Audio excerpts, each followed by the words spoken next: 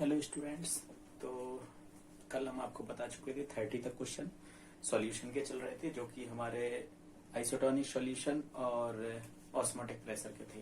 तो आज हम 31st क्वेश्चन देख लेते हैं। 31st क्वेश्चन में वो दिया गया है, उसने बोला है यहाँ पर 8.6 ग्राम प्रति लीटर यूरिया है और अवाष्पशील कार्बनिक पदार्थ है कोई एक्स। तो सबसे पहले तो हम एक साइड लिख देते हैं यूरिया। आइसोटोनिक सॉल्यूशन में हम इसी तरीके से लगाते हैं और यहाँ पर हमारा एक्स ऑर्गेनिक कंपाउंड है कोई x organic compound. Isotonic solution में ऐसे सुविधा हो जाती है, आप इस तरफ से इस तरफ लिख लेते हैं तो आपको पता रहता है ये क्या दिया गया है हमें। तो इसके लिए वैल्यू हमें दी गई है, इसके लिए वो दे रहा है 8.6 ग्राम प्रति लीटर। तो W बराबर दिया गया है हमें, इसको मान लेते हैं A 8.6 ग्राम। ओके, और लीटर यानी VA बराबर दिया गया है कितना हमें 1 लीटर। उसके बाद यूरिया का इस निकाल लेते हैं हम MA। तो MA बराबर आपको मालूम है कितना आता है 60। फॉर्मूला आपको मालूम होगा NH2CO NH2। ये आ गया हमारा इतना। अब देख लेते हैं हम यहाँ पर क्या दिया गया है। तो हमें यहाँ पर दिया गया, उसने बोला 5% बिलियन। 5% बिलियन बराबर क्या हो गया 5/100 W/V। तो WB बराबर लिख दो यहाँ पर 5 ग्राम और VB बराबर लिखेंगे 100 ml। लीटर में कन्वर्ट करेंगे हम इसे, तो 0.1 लीटर। पूछ क्या रहा है इसका अणु भार, तो बस MB ये हमें फाइंड करना है। चूंकि विलयन कैसे हैं संपरासारी, चूंकि विलयन संपरासारी है।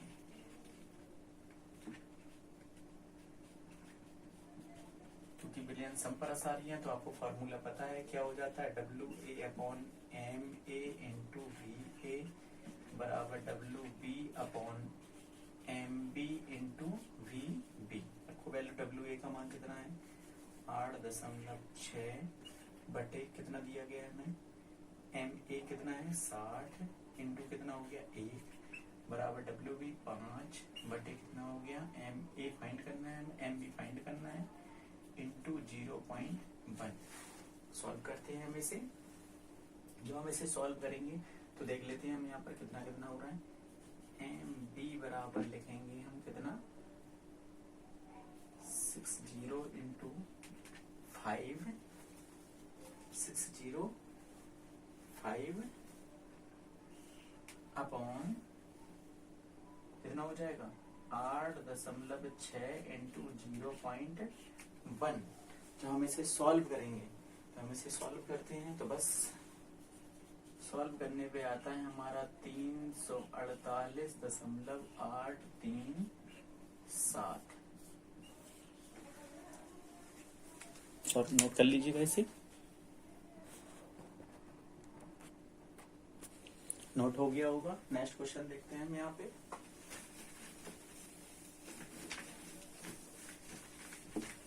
तो नेक्स्ट क्वेश्चन जो है वो हमें दिया गया है, बहुत इजी क्वेश्चन है, सीधे सीधे उसने यहाँ पे पूछा हुआ है। वो ये कह रहा है कि ग्लूकोज का 0 पॉइंट, ये हमें ग्लूकोज है और एक साइड दिया है उसने NaCl और दोनों की मोलरता सेम रखी गई 0.1 m और यहाँ पर भी है 0.1 m। वो पूछ रहा है किसका ऑस्मोटिक प्रेशर अधिक होगा। तो आपको मालूम है जो वैद्युत अपघट्य यानी जो पदार्थ जल में अधिक आयनित होते हैं या आयनित हो जाते हैं उनका परासरण दाब कैसा होता है अधिक होता है। जिसका मतलब ग्लूकोज से अधिक NaCl का ऑस्मोटिक प्रेशर अधिक होगा, यानी मोर P और ये हो जाएगा लेस P, क्योंकि ये आयनित हो जाता है और ये आयनित नहीं हो जाता है। इसका मतलब क्या हो जाएगा NaCl का परासरण दाब यानी NaCl के जलीय विलयन का परासरण दाब कैसा होगा अधिक होगा। ये है 32 क्वेश्चन। 33 देख लेते हैं हम यहाँ पे। 33 क्वेश्चन दे रहा है वो, उसने यहाँ पे बोला हुआ है 3 विलयन दिए गए, ग्लूकोज विलयन, यूरिया विलयन और वो दे रहा है 0.1 m, यानी कि ग्लूकोज विलयन है, ग्लूकोज यूरिया और दिया गया है क्या हमारा NaCl। पूछ रहा है किसका परासरण दाब अधिक होगा। तो बस सिंपल सा है, किसका परासरण दाब अधिक हो जाएगा, इसका ऑस्मोटिक प्रेशर कैसा होगा, अधिक होगा, क्योंकि ये कैसा हो जाता है, आयनित हो जाता है। 34 क्वेश्चन देख लेते हैं यहाँ पे।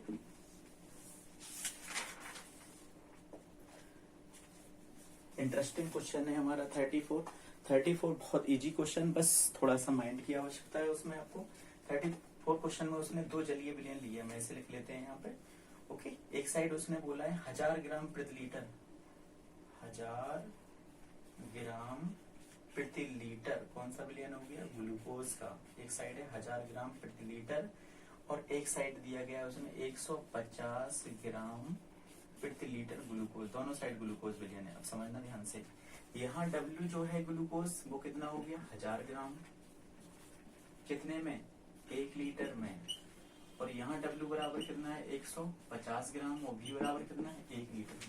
तो हमें ये देखना है कि कौन सा सांद्र विलयन है और कौन सा तनु विलयन है। तो हमें मालूम है 1000 ग्राम दिया, तो ये हो गया हमारा सांद्र विलयन, और ये हो गया हमारा कैसा, तनु विलयन। तो पूछ रहा है किससे किस ओर विलायक की अणु जाएंगे, तो ये तनु विलयन है और ये कैसा हो गया हमारा सांद्र विलयन। तो हमेशा परासरण की क्रिया में विलायक के अणु ही गति करते हैं, क्योंकि अर्धपारगम झिल्ली से विलेय के अणु बाहर नहीं निकल पाते हैं, जबकि विलायक के अणु बाहर निकल जाते हैं, लेकिन विलेय के अणु बाहर नहीं निकलते हैं। तो इसका मतलब कंडीशन क्या हो जाएगी हमारी, अब जब इन्हें अर्धपारगम झिल्ली से रखेंगे तो तनु विलयन से सांद्र विलयन की ओर विलायक के अणु जाते हैं, ताकि दोनों के विलयन की सांद्रताएं कैसी हो जाए, बराबर हो जाए। तो आपको मालूम है इसका मतलब क्या होगा, यानी कि 150 ग्राम प्रति लीटर ग्लूकोज विलयन से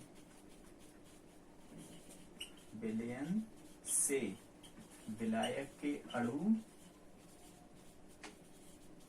किसकी ओर जाएंगे, 1000 ग्राम प्रति लीटर ग्लूकोज विलयन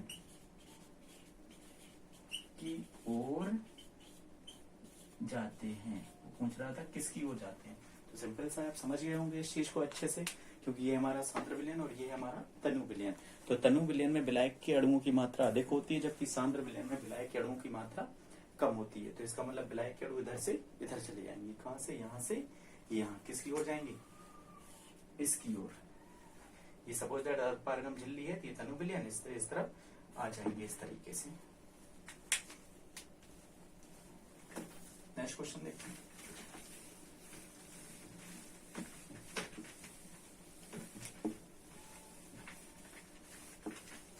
नेक्स्ट क्वेश्चन है ए और बी पदार्थों की समान मात्रा, यहाँ पर दिया 34 क्वेश्चन है, 35 क्वेश्चन है, ए और बी है हमारे लिए। ओके, वो ये कह रहा है कि मात्रा पानी के समान आयतन, आयतन भी समान है, इसका भी V और इसका भी क्या हो गया, V हो गया, आयतन समान है। और वो जब आयतन समान है तो इसका मतलब क्या कंडीशन होगी, विलेय की मात्रा भी कैसी होगी, समान होगी। वो कह रहा है समान मात्रा पानी के समान आयतन में घोली गई, इसका मतलब W भी कैसा है, समान, दोनों एक दूसरे के कैसे हो गए, समान हो गए। यानी इसको मान लो VA, इसको मान लो और इसको WA। ओके, और समान टेम्परेचर पे, तो समान टेम्परेचर का मतलब इसका भी क्या हो गया, TA, ये दोनों कैसे हो गए, बराबर हो गए। ओके, अब वो क्या कह रहा है यहाँ पर, वो कह रहा है कि लेकिन परासरण दाब, उसने कहा है कि B के विलयन का परासरण दाब, B के विलयन का परासरण दाब A के विलयन से 3 गुना है। इसका मतलब इसका ऑस्मोटिक प्रेशर जो है B के विलयन का, मतलब B के विलयन का परासरण दाब A के विलयन के परासरण दाब से 3 गुना है।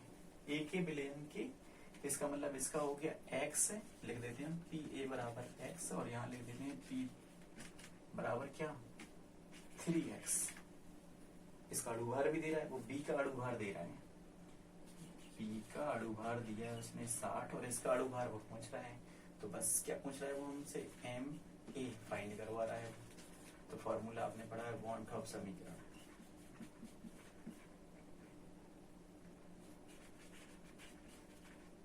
क्या होता है, P बराबर WHT/V इंटू M, चूंकि क्या बराबर है, WA बराबर WB है, एस हमारा कांस्टेंट है, तो बस सिंपल सी बात है, एस तो कांस्टेंट हो गया जिसकी वैल्यू दोनों के लिए समान होगी। अब टी ए बराबर टी बी है, ओके, वी ए बराबर वी बी है, तो आपको मालूम है यहाँ पर क्या कंडीशन, एस तो हो ही गया दोनों के लिए समान, तो बस क्या हो जाएगा यहाँ पर, अगर इसको इक्वेशन मानते हैं तो क्या कंडीशन होगी यहाँ पर हमारी, पी ए बराबर 1/m a, equation number first. दूसरी इक्वेशन क्या होगी, पी बी बराबर 1/m b, equation number second लिख दो, इक्वेशन फर्स्ट अपॉन सेकेंड करेंगे तो क्या हो जाएगा यहाँ पर, इक्वेशन फर्स्ट और सेकेंड करते हैं तो बस क्या कंडीशन होगी यहाँ पर देख लेते हैं हम इस तरफ, ओके, क्या कंडीशन हो जाएगी हमारी जब हम उस तरफ देखेंगे, तो बस रखो यहाँ पर P A upon P B, ये कहाँ जाएगा ऊपर, तो बराबर हो जाएगा M B upon M A, रखो वैल्यू यहाँ पर कितना दिया है, एक्स बटे कितना है 3x, ये कितना दिया है 60 बटे यहाँ पर क्या है एम ए, तो एम ए बराबर हो जाएगा 16 इंटू 3x बटे क्या हो जाएगा x, x x कैंसिल, तो एम ए बराबर आ गया हमारा कितना 180, नोट कर लीजिएगा।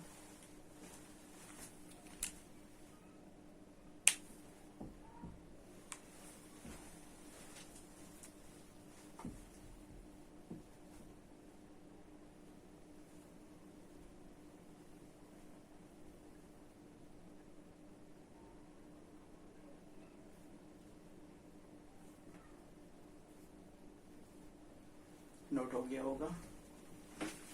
ये क्वेश्चन ऑस्मोटिक प्रेशर और आइसोटोनिक सॉल्यूशन के क्वेश्चन आपके कंप्लीट होते हैं। अब आगे क्वेश्चन है आपकी क्वथनांक का उन्नयन और हिमांक का अवनमन, तो कुछ हम आपको उसके बारे में बता देते हैं। यहाँ पर पहले क्या है हमारा क्वथनांक का उन्नयन,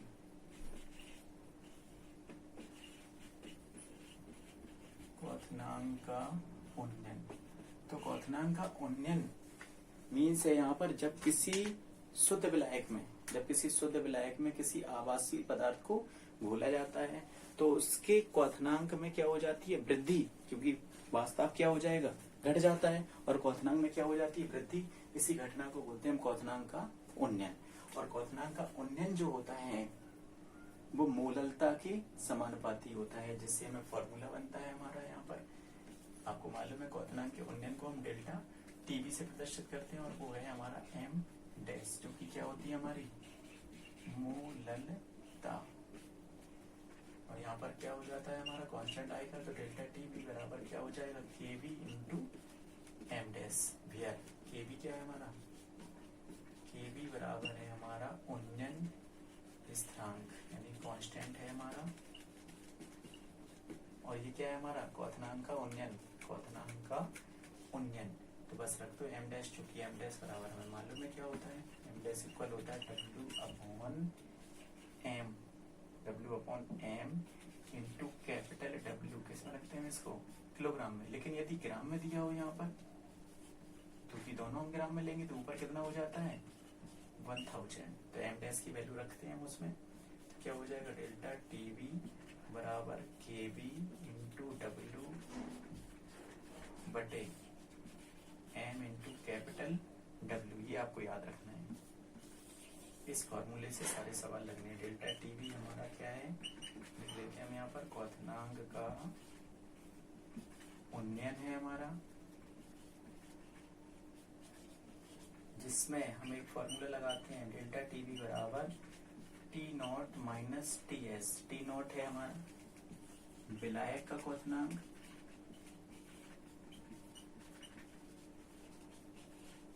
विलायक का क्वथनांक, और टी एस क्या हो जाएगा यहाँ पर विलयन का क्वथनांक,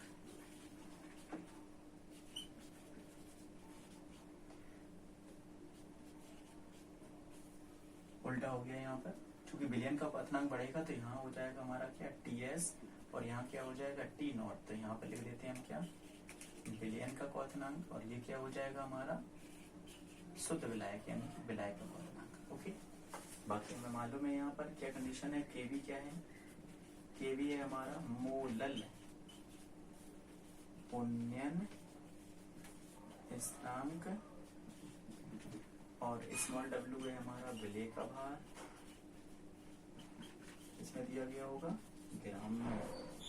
और m क्या है हमारा यहाँ पर, m ये है हमारा किसका अणुभार है, विलेय का अणुभार, विलेय का अणुभार।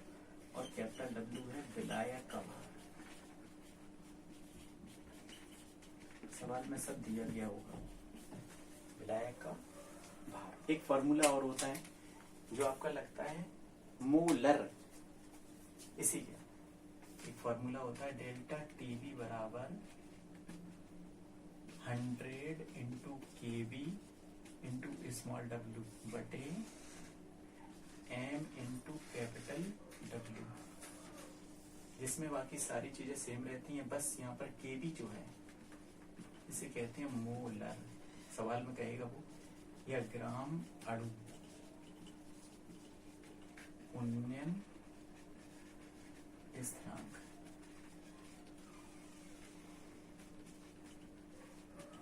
ओके, ये नोट कर लीजिएगा आप।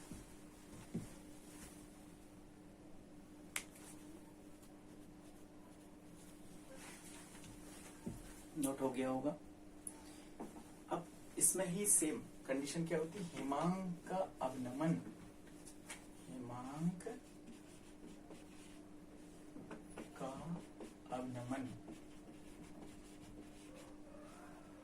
जब किसी शुद्ध विलायक में किसी आवासीय पदार्थ को घोला जाता है तो उसका हिमांक घट जाता है, उसका हिमांक क्या हो जाता है, घट जाता है। मतलब वो बन गया विलयन, तो विलयन का हिमांक कम हो जाएगा और विलायक का हिमांक कैसा होगा, अधिक होगा। तो इसका मतलब यही घटना कहलाती हिमांक का अवनमन।